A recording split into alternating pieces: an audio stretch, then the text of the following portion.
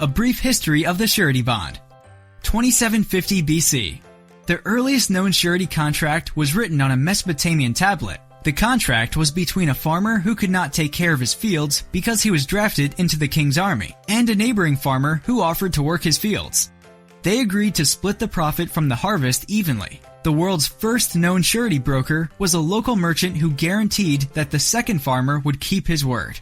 1894 AD. While sureties have a long history, it wasn't until the late 19th century that surety bonds became commonplace. The year was 1894, and Congress recognized the need to protect taxpayers and passed the Hurd Act, which required surety bonds on all federally funded projects.